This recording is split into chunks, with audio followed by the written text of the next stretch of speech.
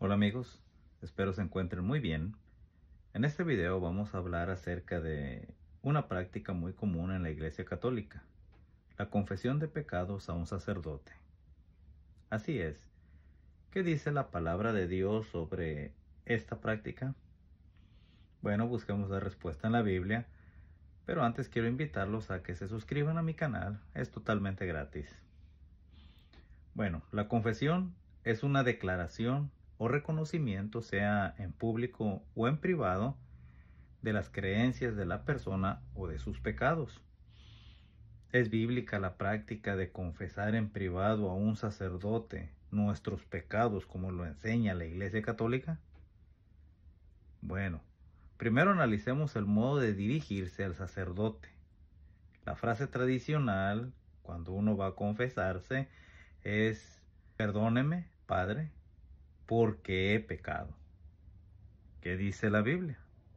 Bueno, leamos el Evangelio de Mateo, capítulo 23, versículo 9, y lo vamos a estar leyendo de la Biblia, Nueva Versión Internacional. Mateo, capítulo 23, versículo 9. Dice aquí: y no llamen Padre a nadie en la tierra, porque ustedes tienen un solo Padre, y Él está en el cielo. Es muy claro Jesús en sus palabras, ¿no creen? Dice de no llamar Padre a nadie aquí en la tierra porque ese título solo le pertenece a uno, y es el Padre que está en el cielo. También la Iglesia siempre ha enseñado que todo pecado, no importa cuán grave sea, puede ser perdonado si se lo confiesas a un sacerdote. ¿Eso es cierto? Bueno, nuevamente vamos a la Biblia.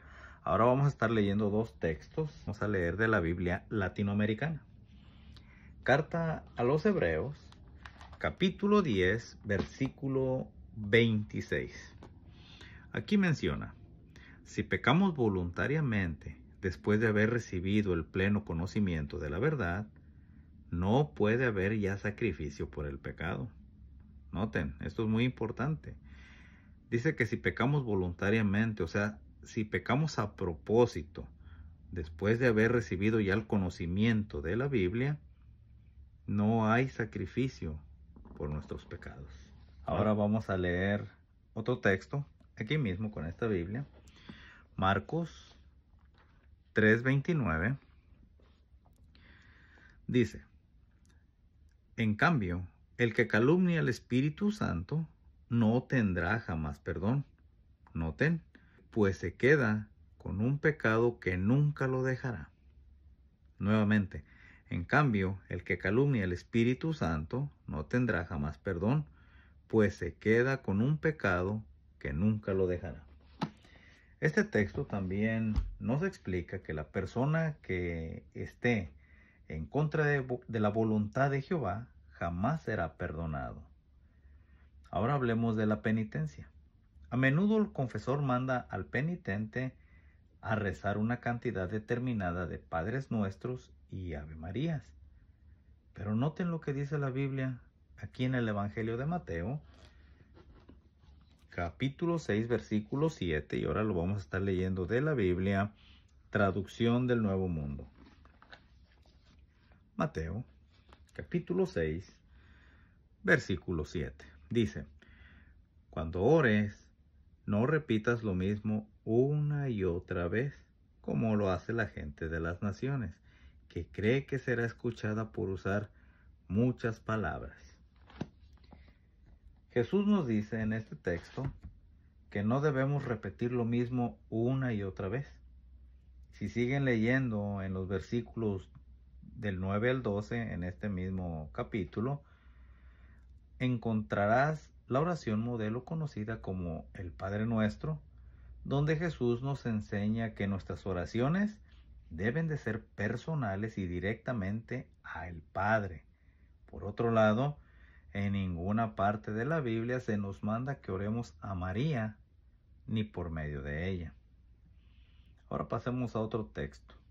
Vamos a ir a la carta a los Filipenses, capítulo 4, versículo 6. Lo vamos a leer de la Biblia Reina Valera de 1960. Filipenses, capítulo 4, versículo 6 dice: Por nada estéis afanosos, sino sean conocidas vuestras peticiones delante de Dios en toda oración y ruego con acción de gracias. Este texto nos enseña dos cosas. La primera es que debemos de hacer nuestras oraciones directamente a Jehová Dios. Y la segunda nos enseña cómo hacer nuestras oraciones. Dice que le debemos hacer nuestras peticiones con ruego y dando gracias. Entonces, ¿qué no fue Jesús quien autorizó a sus apóstoles a perdonar pecados? Claro que sí. En el Evangelio de Juan, capítulo 20, versículo 21 y 23, ahí Jesús les dice a sus apóstoles que vayan y perdonen pecados a quien lo merecen. Hay que decir que en la Biblia no se menciona ni un solo caso de que uno de los apóstoles haya escuchado una confesión privada y entonces haya pronunciado la absolución. Sin embargo, en la Biblia se establecen los requisitos para que uno sea perdonado por Dios.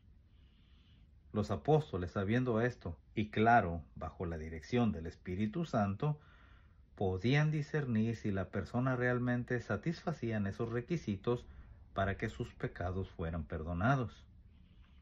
Entonces, si esta práctica no es bíblica, ¿cuándo y en dónde comenzó? Según una enciclopedia católica, menciona que desde el IV siglo la confesión auricular ha sido el método aceptado. Así es. Unos 400 años después del nacimiento de Jesús, la confesión auricular fue aceptada.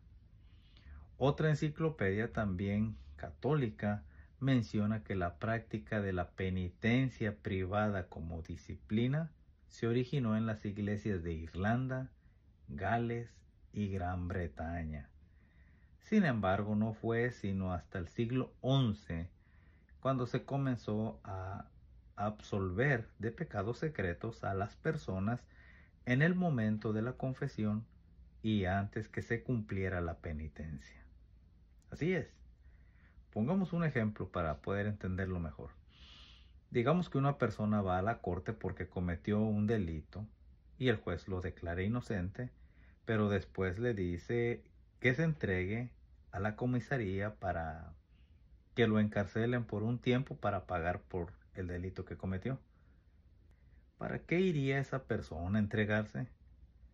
Lo mismo pasa con la penitencia. Primero el sacerdote te absuelve de los pecados y después te disciplina dándote la penitencia. Eso debería de ser al revés. Primero tiene que ser el castigo y luego la absolución. Bueno amigos, con esto llegamos al final. Espero les haya gustado el video y los invito a que le den like y a compartirlo. También me gustaría invitarlos nuevamente a que se suscriban a mi canal, es totalmente gratis. Espero que la pasen bien